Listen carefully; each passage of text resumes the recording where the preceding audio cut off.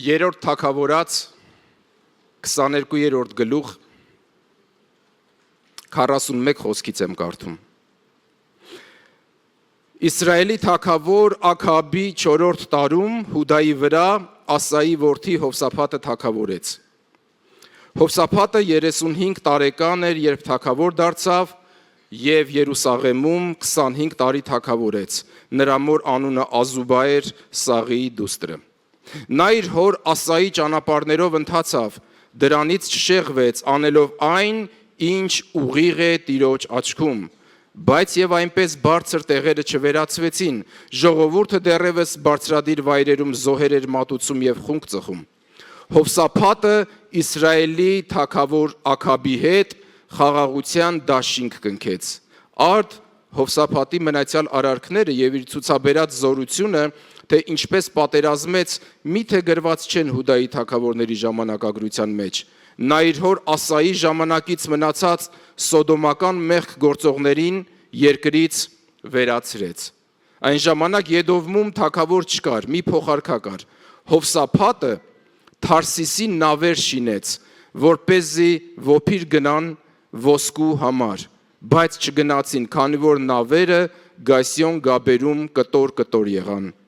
Այն ժամանակ Աքաբի որդի Վոքոզյան Հովսափաթին ասաց. «Արի թող իմ ծառաները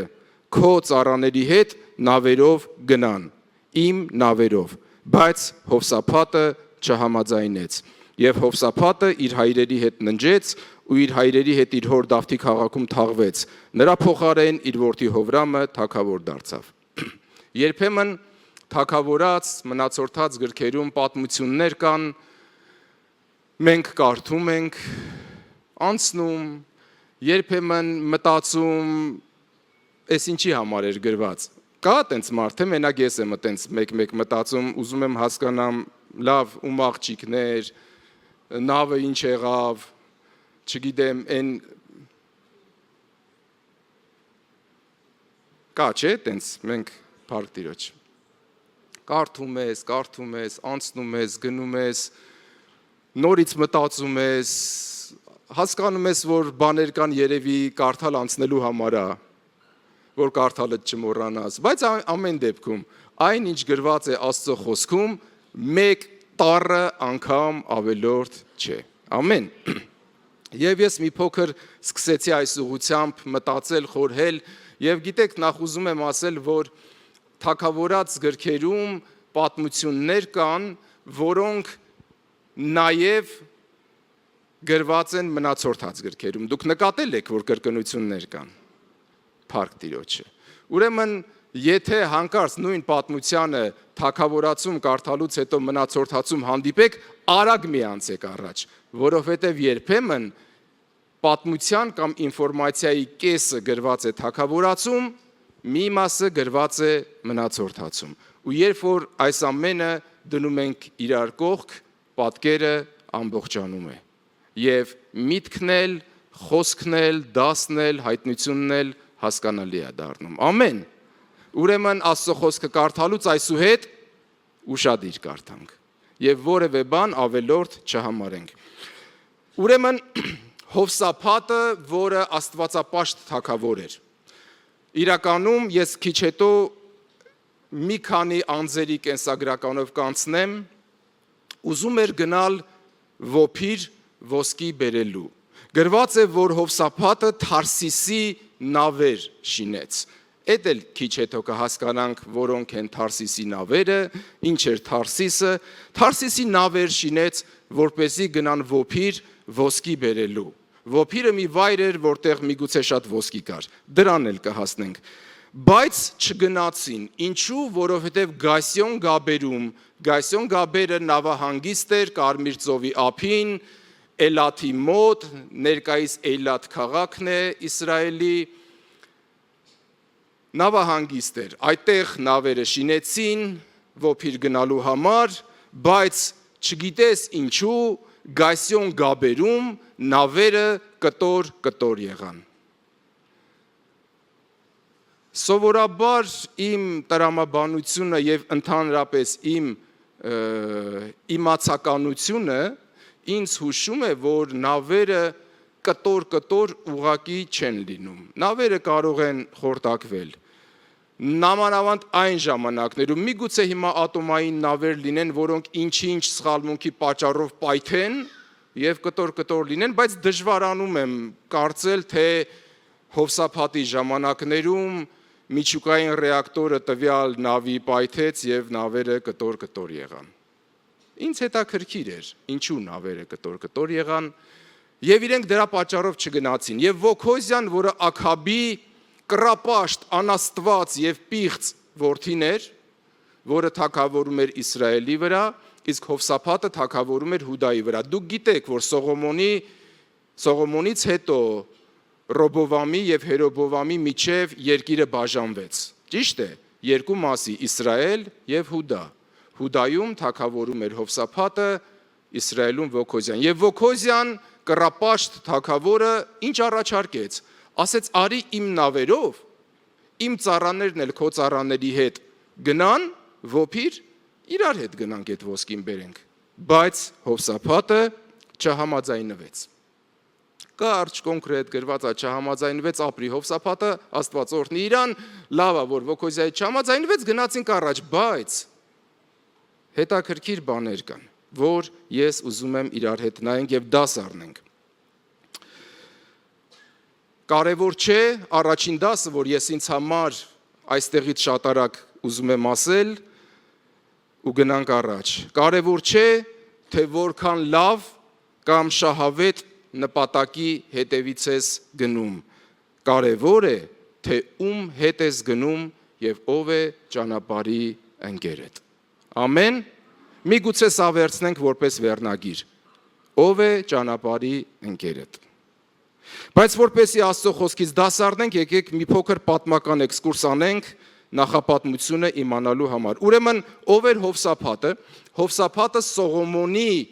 որդի Ռոբովամի ծոռն էր։ 4-րդ սերունդ էր արդեն Սողոմոնից հետո,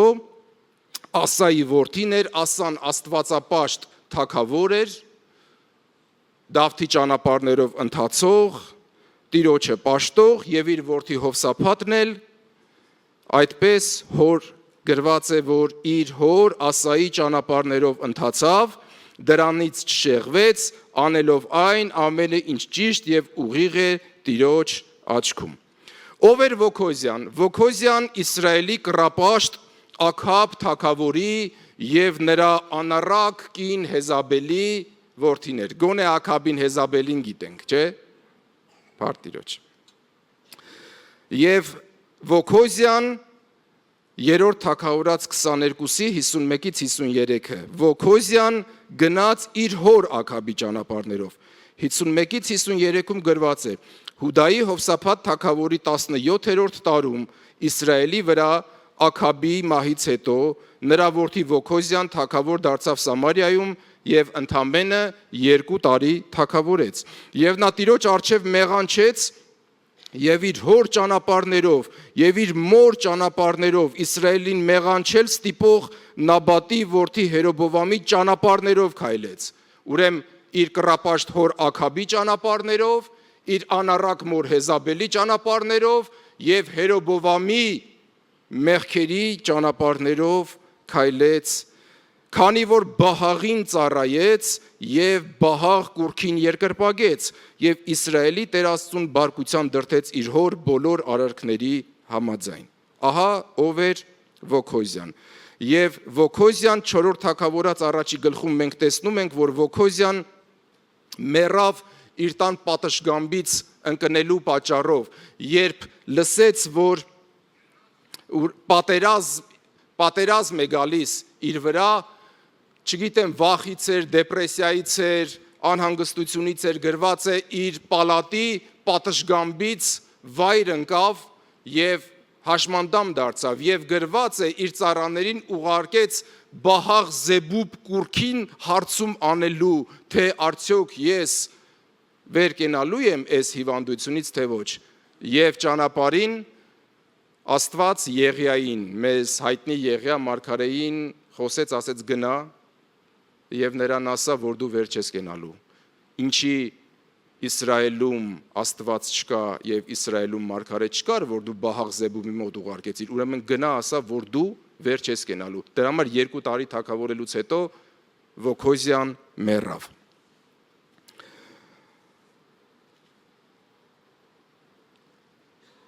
Հովսափատը գրված է Թարսիսի նավեր շինեց,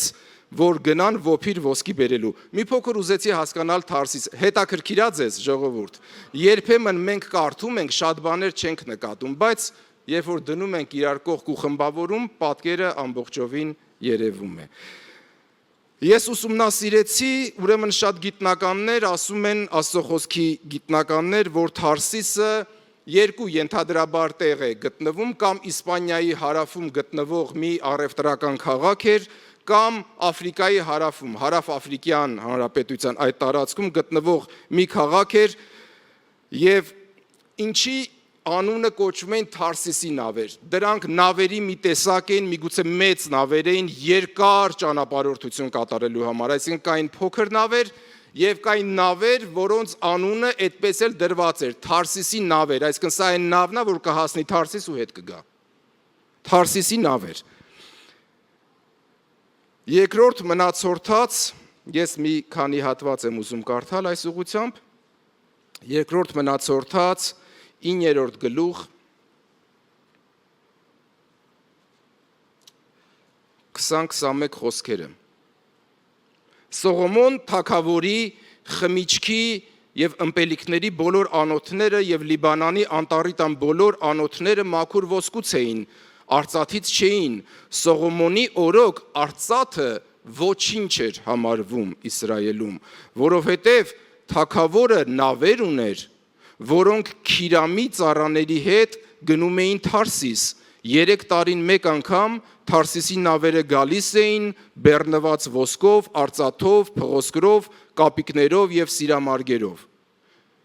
Քիրամի նավերի հետ, Քիրամը Տիրոսի թագավորն էր։ Քիչ հետո Քիրամի մասին կխոսեմ։ Թարսիսի նավերը 3 տարին մեկ էին վերադառնում։ Սրանից ենթադրություն, որ Թարսիսը բավական հեռու էր։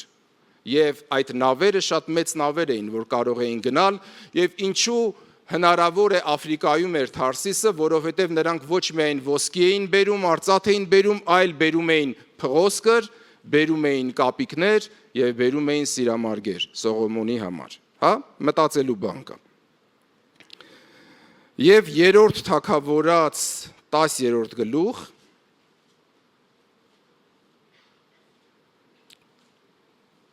22 խոսքը նույնպես նույնն է ասում, շատ լավ, ես չկարդամ։ Թարսիսի հետ կապված սիրելիներ, նկատեցի, որ Թարսիսը, բայց ինչ է Թարսիսը, ինչ կարծես նշանակություն ուներ Թարսիսը։ Հովնանի մարգարեության առաջի գլխում եւ առաջի խոսքից ես նկատեցի, որ Տիրոջ խոսքը եկավ Ամաթի որդի Հովնանին ասելով։ Հիշում եք Հովնան մարգարեին, Տերն ասեց վեր կաց գնա Նինվե մեծ քաղաքը եւ քարոզիր նրա դեմ, որտեւ նրանց չարությունը իմ առաջ բարձրացավ։ Աստված իր մարգարեին խոսքա տալիս գնա Նինվե, ասա, որ ապաշխարեն։ Ինչ արեց Հովնանը, բայց Հովնանը վեր կացավ, որ Տիրոջ երեսից Թարսիս փախչի։ Եվ իջավ Հոպպե մի նավ գտավ, որ Թարսիս էր գնում, եւ նրա վարձը տվեց ու նրա մեջ մտավ, որպեսզի Տիրոջ ներկայությունից փախնի Թարսիս։ Ես չգիտեմ Թարսիսի անունը խի էր այդպես դուրս եկել, կամ ինչ էր այնտեղ կատարվում, ինչ բարքեր, ինչ մշակույթ, ինչ ապրելակերպ կար, բայց ես հասկանում եմ, որ Իսրայելում մի բան էր տարածված, որ Աստված Թարսիսում Աստված չկա։ Եթե Աստծո ներկայությունից փախչել Թարսիս։ Որտեղ, բայց եթե Աստծուց ուզում ես փախչել, գնա Թարսիս։ Հովսափատը Թարսիսի նավեր շինեց, որպեսի գնան Ոփիր։ Ոփիրն էլ ենթադրվում է, որ այդ նույն հարավային Աֆրիկայում գտնվող մի վայր էր, որտեղից բերում էին այդ փղոսկրը, սիրամարգերը, կապիկները եւ շատ ոսկի էին բերում։ 3-րդ թագավորաց 9-րդ գլուխ Այսօր իրար հետ մի քիչ Աստծո խոսք ենք կարդում։ Ամեն։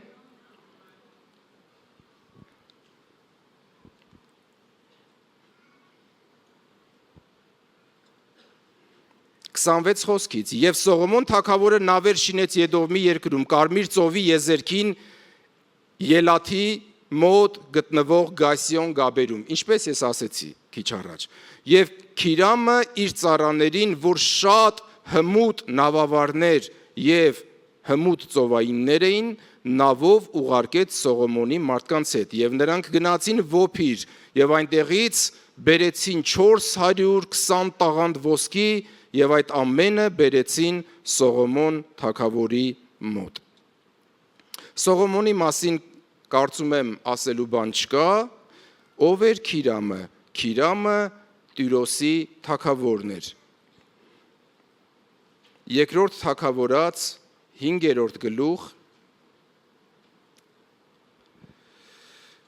11 խոսքում Տիրոսի թագավոր Քիրամը պատվիրակներ ուղարկեց Դավթի մոտ, նաև եղևնափայտ, հյուսներ եւ որմնադիրներ, որոնք Դավթի համար տուն շինեցին։ Երբ Դավիթը թագավոր դարձավ Իսրայելում Սավուղի մահից հետո, Տիրոսի թագավոր Քիրամը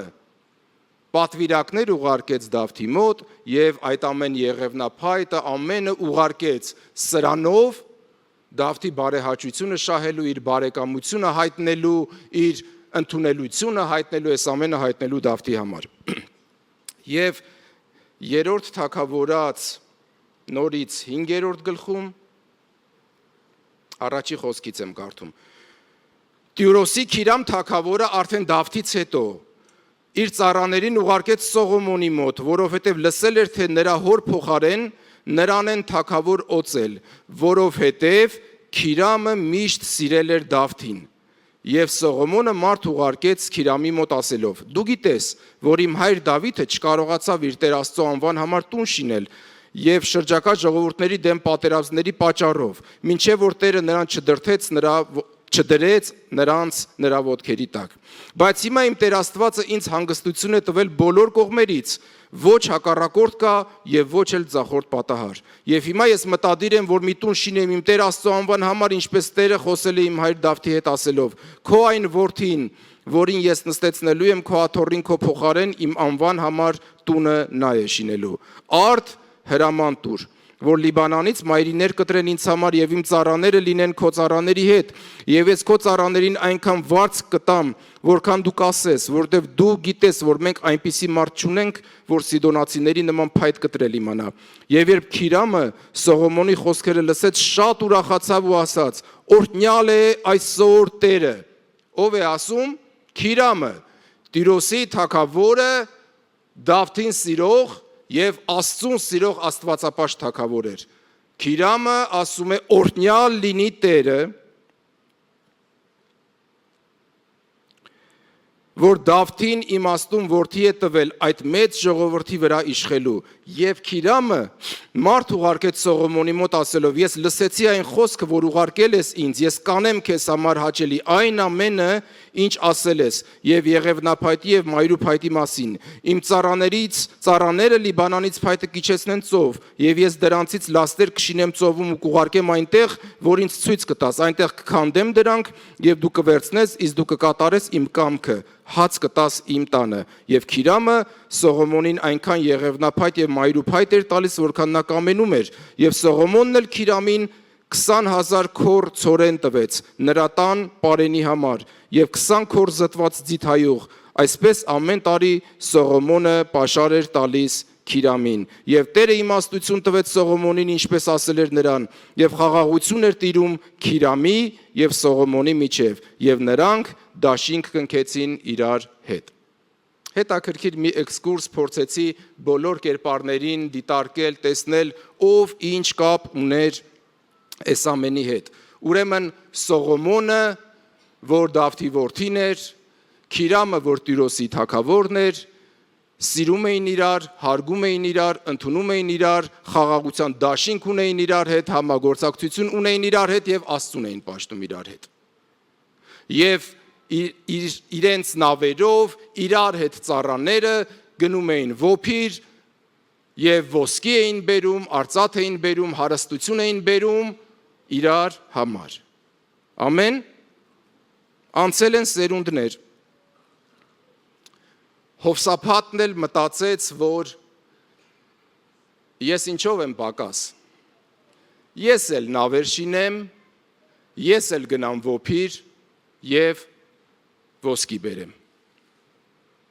Հիմա հասկացանք ամբողջ պատմությունը ինչի համար էր։ Եվ գրված է, որ մինչ այդ Հովսափաթը Իսրայելի Աքաբ թագավորի հետ դաշինք էր կնքել։ Բայց երբ Աքաբի որդի Վոքոզյան եկավ ու առաջարկեց, երբ քո նավերը կտոր են եղել, արի իմ նավերով իմ ծառաներն էլ քո ծառաների հետ գնան, Հովսափաթը չհամաձայնվեց։ Ինչու՞։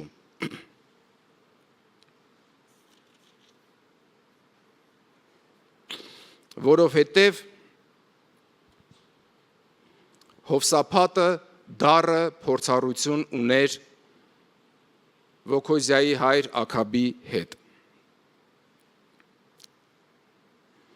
Ուզում եմ պատմությունը ներկայացնել, որ գրված է 3-րդ թագավորաց 22-ում, ուրեմն ցավոք սրտի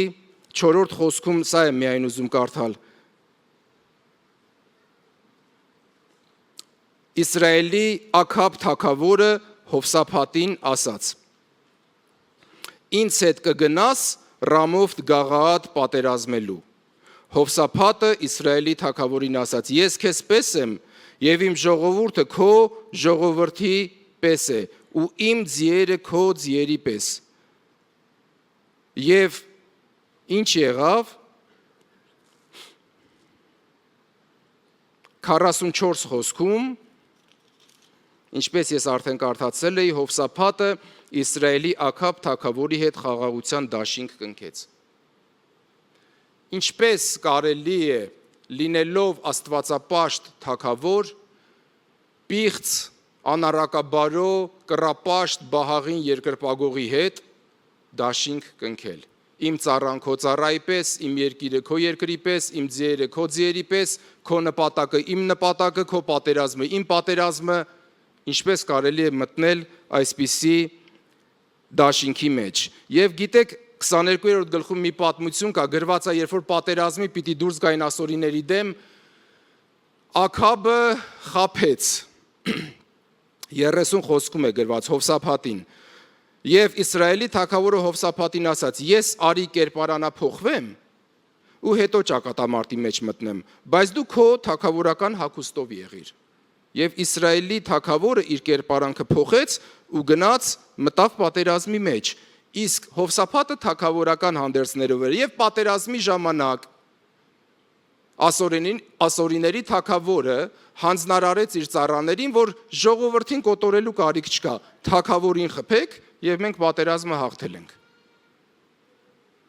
Եվ ողջ պատերազմի մեջ թագավորական շորերով միայն Հովսափաթն էր, ու երբ ասորիների զորքերը Հովսափաթի ետևից ընկան, գրված է Հովսափաթը աղաղակեց, որ ես չեմ Իսրայելի թագավորը, ու երբ որ հասկացան, որ նա չի, շրջվեցին ու սկսեցին փնտրել Իսրայելի թագավորին, որը կերպարանափոխվել էր, ու ուղակի դե մեզ համար պատահական, բայց հո Աստծո խոսքը կար Եղիայի միջոցով, որ Աքաբի արյունը շներն են լիզելու, նա այդպես է մեռնելու։ Եվ զինվորներից մեկը նետահարեց եւ Աքաբին վիրավորեց ու նրան չհասցրեցին նույնիսկ պատերազմի դաշտից անել, մեռավ, հետո պատերազմը դադարեց, մի կերպ Հովսափաթը Աքաբի նյութած Դավիթ այդ թակարդից, որ սարքել էր, որպեսի իր փոխարեն Հովսափաթին սպանեն, մի կերպ ազատվեց Աստծո ողորմությամբ եւ Աքաբը մեռավ, տարան նրան Երուսաղեմ, ամբողջ կառքը արյուն էր եղել եւ երբ որ կառքը լվացին, հետո գրված է շները լիզեցին այդ ամբողջ արյունը, ինչպես Եղիայի միջոցով ասված էր։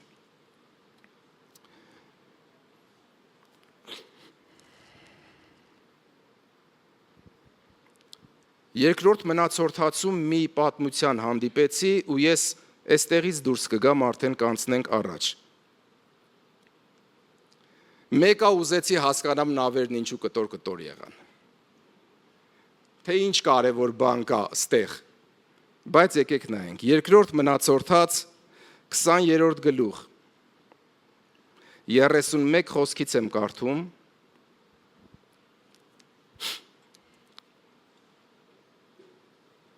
Հովսափատը թագավորեց Հուդայի վրա։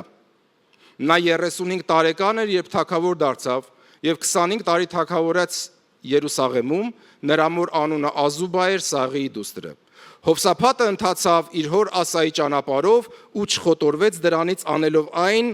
ինչ ուղիղ էր Տիրոջ աչքերում։ Միայն թե բարձր տեղերը չվերացվեցին եւ ժողովրդի սիրտն էլ տակավին չէր պատրաստվել դառնալու դեպի իրենց հայրերի Աստվածը։ Հովսափատի մնացած գործերը առաջիններն ու վերջինները գրի են առնված Անանիի որդի Հեյուի պատմության մեջ, որոնք մտել են Իսրայելի թագավորների գրքի մեջ։ Մինչև այսքանը երրորդ թագավորացում էր գրված, որը ես կարդացել էի։ Բայց հիմա տեսեք մնացորդացում ինֆորմացիա կա, որը թագավորացում արդեն չկար։ Դրանից հետո Հուդայի Հովսափատ թագավորը դաշնակցեց, նորից դաշինք կնքեց Իսրայելի Վոքոզիա թագավորի հետ, որը անօրենություններ էր գործում եւ չար գործեր էր անում։ Փաստորեն Աքաբի նրա հոր հետ կնքած դաշինքի պատճառով մի կերպ մազից փրկվեցիր։ Ու նորից գնացիր, հիմա էլ Աքաբի որդի Աքաբի ճանապարհներով, Հեզաբելի ճանապարհներով, Հերոբովամի ճանապարհներով քայլող, Բահագին պաշտող Վոքոզիայի հետ գնացիր դաշինք կնքեցիր նորից։ Նրա հետ ընկերացավ, որպեսի նավեր կառուցեն Թարսիս գնալու համար։ Երրորդ թագավորացում գրված չէր, որ Վոքոզիայի հետ էին կառուցում։ Նրա հետ ընկերացավ, որպեսի նավեր կառուցեն Թարսիս գնալու համար։ Նրանք նավեր կառուցեցին Գասիոն գաբերում։ Մարեսացի Դոդիայի որդի Եղիազարը մարգարեացավ Հովսափատի համար ասելով. «Քանի որ դու դաշնակցեցիր Վոքոզիայի հետ, Տերը պիտի քանդի քո գործերը, եւ Տերը ջարդ ու փշուր արեց նրանց նավերը ու չկարողացան գնալ Թարսիս»։ Հասկացանք նավերը ինչի կտոր եղան։ Ովքեր Էյլաթում եղել են, ինձ բախտ ավիճակվել Էյլաթում լինել։ Բոլորը կհասկանան, որ այնտեղ ոչ փոթորիկ է հնարավոր լինի, որպեսի նավերը կտոր լինեն։ Աստված քո գործը կքանդի։ Ստիպված Աստված կմիջամտի, որովհետև տեսնում է, որ դու երկրորդ անգամ նույն սխալն ես գործում, Աքաբի հետ դաշինք ես կնքում եւ հիմա էլ Վոքոզիայի հետ ես դաշինք կնքում եւ դու միաբանվում ես մի մարդու հետ, որը Բահաղի է պաշտում, բայց դու Աստվածապաշտ թագավոր ես, դու ոնց կարաս նրա հետ ընկերանաս, դու ոնց կարող ես նրա հետ դաշինք կնքես, դու ոնց կարող ես նրա հետ նավեր պատրաստես, դու ոնց կարող ես նրա նավի մեջ լինես, ոնց կարող ես նրա հետ ճանապարհ գնաս, նպատակ ունենաս, շահ ունենաս, տեսիլք ունենաս, ինչպես կարող ես։ Եվ մի չերևացող մի մարդ, Դոդիայի որդի մի Եղիազար, ոչ անունը գիտենք, որ ոչ Եղիանա, ոչ Եղիսեն, ոչ Երեմիան, մտածենք մի մեծ երևելի մարդ։ Չէ, մի չերևացող մարդու միջոցով, ես չգիտեմ ընդհանրապես այս մարդուն էլ Աստվածաշնչում կհանդիպենք, թե չէ։ Բայց մեկի միջոցով Աստված ասեց, քանի որ դու դաշինք կնքեցիր Վոքոզիայի հետ, Տերը պիտի քանդի քո գործերը։ Տերը պիտի քանդի քո բռնած գործը, եւ Տերը ջարդ ու փշուր արեց նրանց նավերը ու չկարողացան գնալ Թարսիս։ Որն էր պատճառը։ Պատճառը սխալ մարդու հետ միաբանությունն էր։ Ես հիմա այս էքսկուրսից հետո արագ ուզում եմ վերադառնալ իմ մտքին։ Կարևոր չէ, թե որքան լավ կամ շահավետ նպատակի հետևից ես գնում։ Շատ կարևոր է, թե ում հետ ես գնում եւ ով է քո ճանապարհի ընկերը։ Ամեն։ Երրորդ թագավորացում մենք նկատեցինք մի խոսք։ Հովսափատը չհամաձայնվեց գնալ Վոքոզիայի հետ, որովհետև ինձ սա դուր եկավ։ Չերևացող մի մարդ էր այդ Եղիազարը, հայտնի մեկը չէր, հեղինակավոր չէր, հայտնի մարգարեներից չէր, բայց երբ Հովսափատը տեսավ, որ Աստված ջարդուփշուր արեց իրենց նավերը, Հովսափատը լսեց մարգարեի ձայնը եւ չհամաձայնվեց այլևս Վոքոզիայի հետ որևէ գործ ունենալ։ Թե ով է ճանապարհի ընկերդ, դա կորոշի, թե դու տեղ կհասնես, թե ոչ։ Ամեն։ Ամեն։ Հրաժարվիր ամենաշահավետ ու եկամտաբեր գործարքից, հրաժարվիր ճանապարհորդությունից, նախագծից, բայց սխալ մարդու հետ, վատ ժառանգականություն, վատ գենետիկա ունեցողի հետ գործ մի բռնիր, ճանապարհ մի գնա, համաձայնության մի արի, միգուցե ունեցածդ էլ կորցնես, միգուցե կյանքդ էլ կորցնես։ Ամեն։ Մի փոքր որ Հովնաթանի ու Դավթի կերպարներն եմ նայում, ճանաչում եք Հովնաթանին, Սավուղի որդի եւ Դավթին։ Հովնաթանի հետ միշտ կարելի է ճանապարհ գնալ, առանց վախենալու, քանի որ նա կենտրոնացած չէ իր իրավունքների վրա, իր թագավորական ժառանգորդ լինելու վրա, նա կենտրոնացած չէ իր հնարավորությունների վրա, առավելությունների վրա, շահի վրա, իր հարմարավետության վրա, նա կենտրոնացած է եւ կարևորում է ընկերոջ շահը, ընկերոջ բարձրանալը, որովհետև նա կենտրոնացած է Աստծո ընտրության վրա, որովհետև նա կենտրոնացած է Աստծո կամքի վրա, նա կարևորում է Աստծո խոսքն էլ, Աստծո պատվիրանն էլ եւ կարևորում է Աստծո կողմից պարգևված ընկերոջն էլ։ Ամեն։ Ում ենք ես ու դու կարևորում։ Մտածելու բան կա։ Դավթի հետ էլ միշտ կարելի է ճանապարհ գնալ առանց վախենալու, քանի որ Դավիթը չի շահարկի իր Աստծո կողմից ընտրված եւ օծված լինելը որպես թագավոր։ Նա կշարունակի հարգել եւ պատվել իր թագավորին, իր վերադասին, իր ավագին, սпасելով Աստծո ժամանակին։ Ամեն։ Նա կկարևորի ու կգնահատի իր ընկերներին, նա կծառայի նրանց, նա կհոգա նրանց կարիքները, նա կվտանգի իր կյանքը նրանց համար, նա կկարևորի իր հետ պատերազմ գնացողին էլ, կկարևորի կարասիների մոտ մնացողին էլ։ Որովհետև Դավիթը հասկացել է, որ իր ընտրությունը եւ օծությունը մյուսներից բարձր լինելու եւ նրանց վերևից նայելու համար չէ։ Դավիթը հասկացել է, որ իր ընտրությունն ու օծությունը պատիվ ու փառք ընդունելու եւ միշտ ուշադրության կենտրոնում լինելու համար չէ։ Մյուսներին իշխելու, իրեն ենթարկելու, իրեն ծառայեցնելու համար չէ, այլ իր ընտրությունն ու օծությունը ուրիշներին ծառայելու համար է, նրանց կերակրելու համար է, նրանց կարիքները հոգալու համար է, իր եղբայրներին ապահովելու համար է եւ Աստծուն ծառայելու համար է։ Ամեն։ Ես հավատում եմ, որ յուրաքանչյուրս կցանկանայինք ու կերազեինք Հովնաթանի եւ Դավթի նման ընկերներ ունենալ, այո։ Բայց ուզում եմ ասել, որ մենք յուրաքանչյուրս Աստծո կողմից կանչված ենք Հովնաթան եւ Դավիթ լինելու մեր ընկերների համար։ Ամեն։ Երբ նայում եմ Պողոս առաքյալի կյանքին, Գործք առաքելոց 15-րդ գլխում գրված է Պողոս առաքյալը հրաժարվեց երկրորդ անգամ ճանապարհ դուրս գնալ, Աստծո գործի համար դուրս գնալ մեկի հետ, Մարկոսի հետ, ով առաջին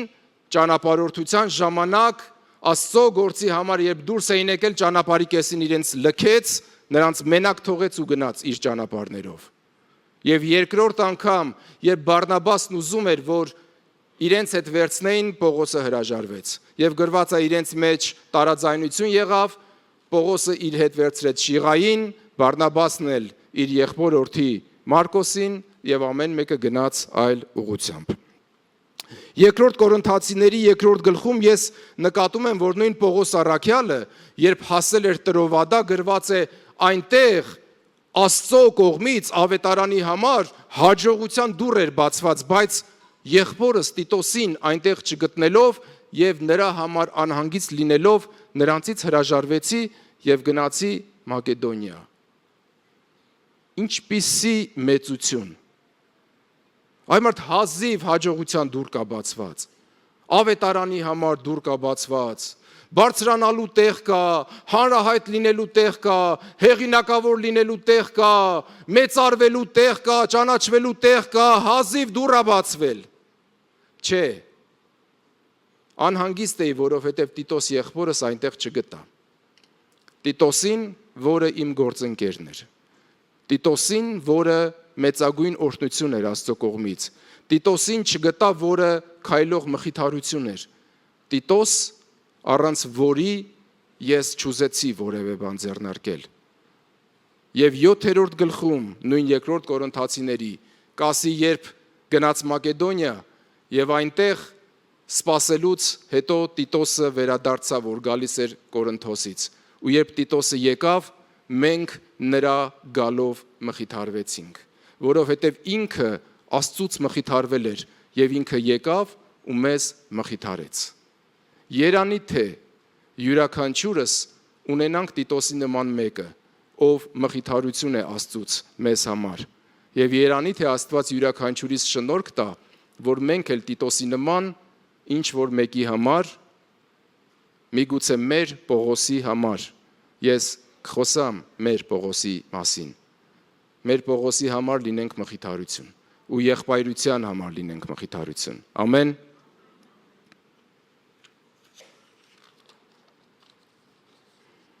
Երկրորդ Տիմոթեոս 4-րդ գլխում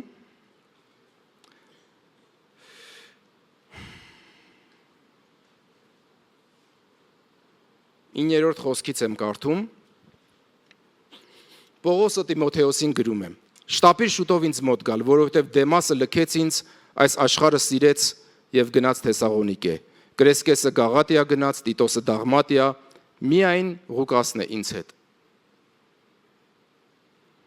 Մարկոսին վերցրու եւ բեր քեզ հետ, որովհետև նա ինձ ծառայելու համար պետք է։ Տուքիկոսին Եփեսոս ուղարկեցի, երբ գաս հետդ բեր այն վերարկուն, որ Տրովադայում Կարպոսի մոտ թողեցի, բեր նաև գրքերը մանավանդ մագաղաթները։ Դարբին Ալեքսանդրոսը ինձ շատ չարիք պատճառեց, թող Տերը նրան ըստ իր գործերի հատուցի։ Դու էլ նրանից զգուշացիր, որովհետև նա չափազանց հակառակվեց մեր խոսքերին։ Ատիանում առաջին անգամ, երբ կանգնած էի, ոչ ոք իմ կողքը չկանգնեց, այլ բոլորը ինձ թողեցին, թող դա մեղք չհամարվի նրանց, բայց Տերը ինձ իմ կողքը կանգնեց եւ ինձ զորացրեց, որովհետեւ որպեսի իմ միջոցով քարոզչությունը հաստատվի եւ բոլոր հեթանոսները լսեն եւ ես առյուծի բերանից ազատվեցի։ Երբ առաջին անգամ Ատիանում կանգնեցի, բոլորը ինձ թողեցին, ոչ ոք իմ կողքը չկանգնեց, բայց Տերը իմ կողքը կանգնեց եւ ինձ զորացրեց։ Բայց սրա հետ կասի, սա էստեղ գնաց, նա այնտեղ գնաց, նա ինձ թողեց, միայն Ղուկասը ինձ հետ է։ Օրհնյալ լինի Ղուկասը։ Ղուկասը, որը շատ տեղերում չի երևում,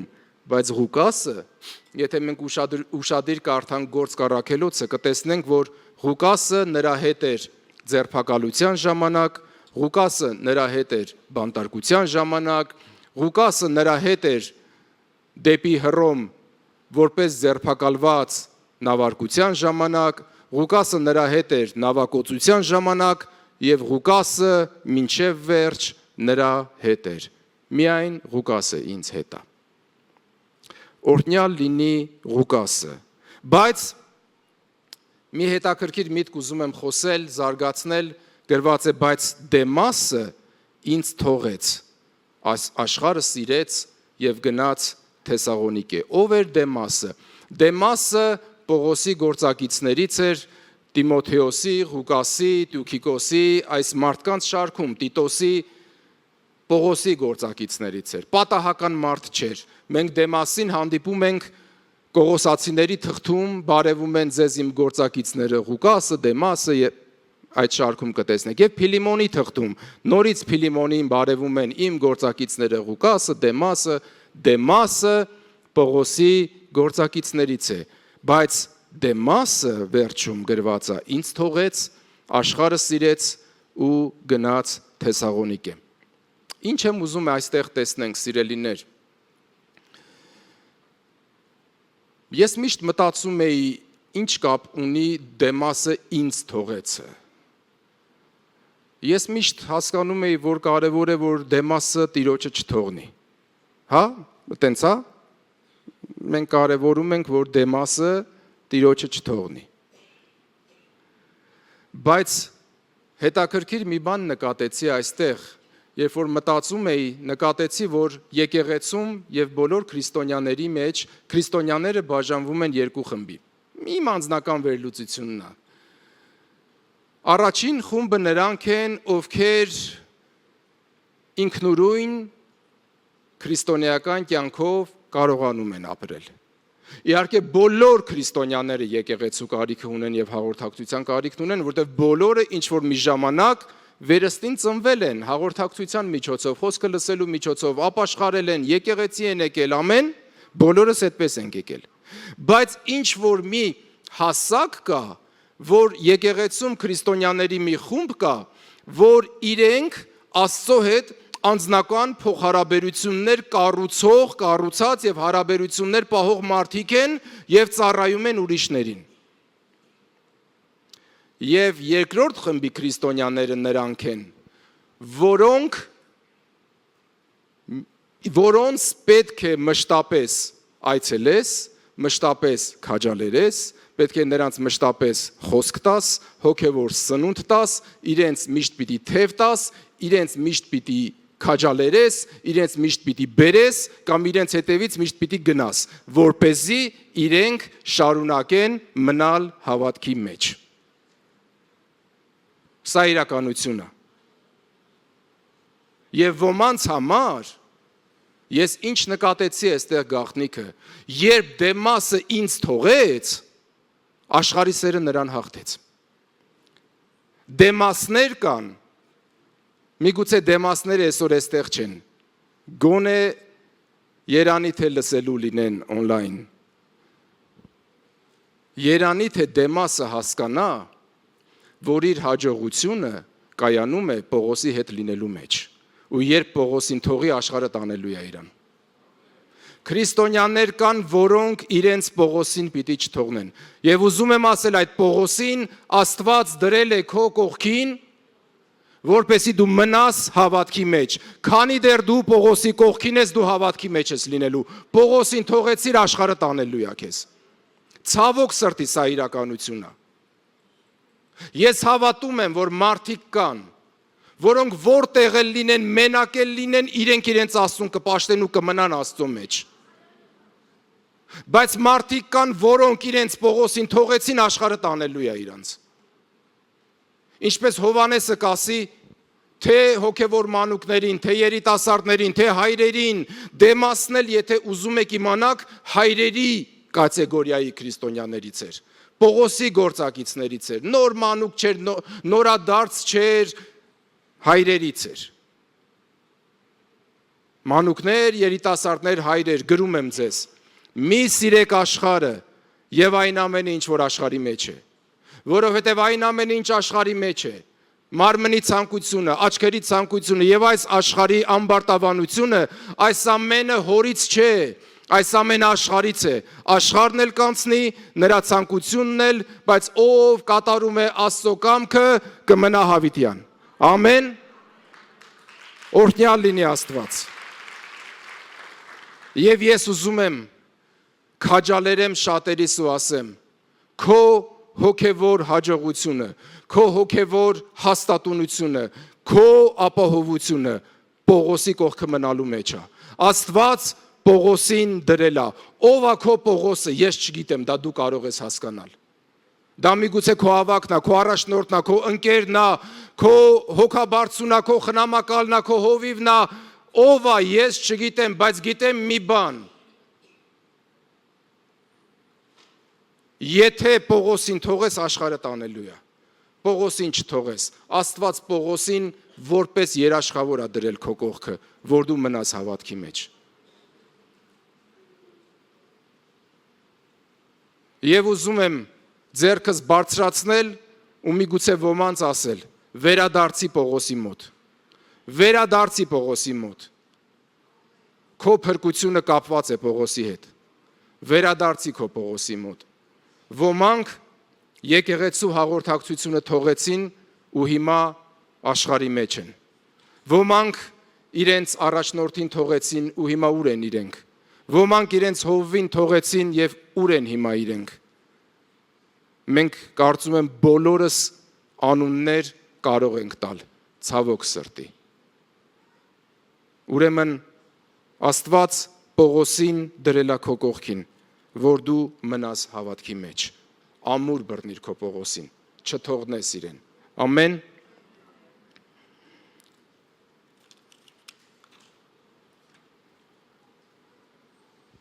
Ես կխնդրեմ, որ փառաբանության խումբը վերև գա, ես ուզում եմ վերջացնել, վերջին գամ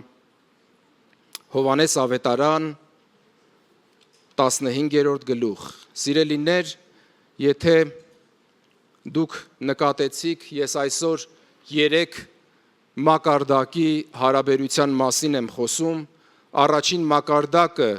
մենք բոլոր մարդիկս հիմնականում 3 ոլորտում հարաբերության մեջ ենք, մենք քրիստոնյաներս։ Մենք ապրում ենք այս աշխարհի մեջ եւ հաղորդակցություն եւ հարաբերություն ունենք աշխարհի մարդկանց հետ։ Ամեն։ Երկրորդ, մենք հարաբերություն ունենք եկեղեցում քրիստոնյաների հետ։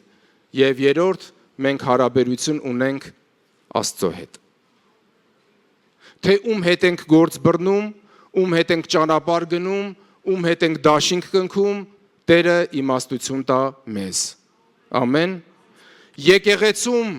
Պողոսին թողնում ենք թե ոչ, Տերը իմաստություն տա մեզ։ Եվ երրորդ հարաբերության մասին ուզում եմ խոսել, որ յուրաքանչյուրիս ճանապարհի լավագույն ընկերը, ով մեզ կհասցնի մինչև վերջ, իր հավիտենական փառքի մեջ, մեր Տեր Հիսուս Քրիստոսն է։ Ում հետ ես ճանապարհ դուրս եկել։ Հովհաննես ավետարան 15-րդ գլուխ 4-րդ խոսքից Տեր Հիսուսն ասում էր. մնացեք իմ մեջ, եւ ես ձեր մեջ։ Ինչպես ճյուղը չի կարող ինքն իրենից պտուղ բերել, եթե որդի վրա չմնա, այնպես էլ դուք չեք կարող, եթե իմ մեջ չմնաք։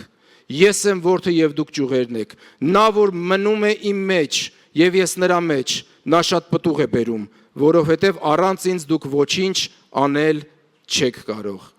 Երանի թե յուրաքանչյուրս հասկանանք, որ առանց Քրիստոս մենք ոչինչ անել չենք կարող։ Մենք առանց Քրիստոս որևէ տեղ հասնել չենք կարող։ Նա է ճանապարհը, նա է ճշմարտությունը եւ կյանքը, եւ ոչ ոք չի գա հոր մոտ, եթե ոչ ինձանով։ Սա Տեր Հիսուսի խոսքն է։ Ամեն։ Ամեն։ Փառք Տիրոջը։ Եթե դուք իմ մեջ մնաք եւ իմ խոսքերը ձեր մեջ, պիտի խնդրեք ինչ որ կամենաք եւ այն պիտի լինի ձեզ։ Եվ իմ հայրը կփառավորվի եւ դուք շատ պտուղ կբերեք եւ իմ աշակերտները կլինեք, եթե մնաք իմ մեջ։ Մատթեոս 28-ում Տեր Հիսուսն ասում էր. ահա ես ձեզ հետ եմ մինչև ամեն օր, մինչև աշխարհի վերջը։ Երանի թե մենք հասկանանք, որ նա ով խոստացել է հավատարիմ է, որովհետև նա մարդ չէ, որ սուտ խոսի, որովհետև նա խոստացել է, որ քեզ չեմ թողնի եւ իմ երեսից չեմ լքի քեզ եւ իմ երեսից չեմ հեռացնի քեզ։ Ինչ է նշանակում եւ իմ երեսից չեմ լքի։ Դու ամեն ժամանակ արտոնություն ունես որպես որդի նրա երեսի առաջ գալու, նրա հետ կենթանի հաղորդակցություն ունենալու։ Ամեն, որովհետև այդ նոր ու կենթանի ճանապարհը նա է բացել իր մարմնի եւ այրան միջոցով, որ ես ու դու նրան որպես քահանայապետ ունենալով հոր աջ կողմում համարձակությամբ մոտենանք, որովհետև ինչպես Եփեսացիս թուղթը կասի, մենք նրա միջոցով ամեն ժամանակ ընդունելի ենք Աստծո առջև։ Նրա երեսից չենք ընկնի, որովհետև նա մեզ արտոնել է իր առջև կանգնելու, իր որդու պատճառով։ Գրում եմ սա, որդեակներ, որ իմանաք, որ հավիտենական կյանք ունեք դուք, որ հավատում եք Աստծո որդու անվանը։ Ով որդուն ունի, կյանք ունի, ով որդուն չունի, կյանք չունի։ Ամեն։ Ուրեմն Հիսուսին նայենք, մեր հավատքի առաջնորդին, մեր հավատքի կատարողին, որովհետև նա մեր փրկության առաջնորդն է, նա մեզ դեպի փրկություն տանող մեր լավագույն ընկերն է, թե ում հետ եմ ես գնում իմ ճանապարհը, Տերը ինձ ու քեզ իմաստություն տա, Տերը իմաստություն տա, որ երբեք բաց չթողնենք նրա ձեռքը, Տերը իմաստություն տա մեզ, որ երբեք բաց չթողնենք մեր Պողոսի ձեռքը, եւ Տերն իմաստություն տա մեզ, թե ում հետ ենք դաշինք կնքում եւ ում հետ ենք ճանապարհ դուրս գալիս, անկախ նրանից, թե որքան շահավետ է նպատակը։ Ուզում եմ երկու սաղմոս կարդալ եւ վերջացնել։ Եկեք այս երկու սաղմոսները ոտքի վրա կարդանք։ Ամեն։ Սաղմոս 128-ը Երանի բոլոր նրանց, որ վախենում են Տիրոջից եւ քայլում են նրա ճանապարհներով, քանի որ քո ձեռքերի աշխատանքն ես ուտելու, օրհնություն ես ունենալու եւ բարգավաճելու ես։ Քո կինը մի պտղաբեր որդատունկի է նմանվելու քո տան ներսում, քո որդիները ձիթենու տնկիների նման են լինելու սեղանից շուրջ։ Ահա Տիրոջից վախեցող մարդը այսպես է օրհնվելու։ Տերը քեզ կօրհնի Սիոնից ու Երուսաղեմի բարությունը կտեսնես քո կյանքի բոլոր օրերում։ Այո, որդիներին կտեսնես եւ խաղաղություն կլինի Իսրայելի վրա։ Ինչու? Որովհետեւ դու նրա հետ, նրա ճանապարհներով կքայլես։ Դու ճիշտ մեկի հետ կքայլես, մեկի հետ, ով քեզ կօրհնի, ով քեզ կպահի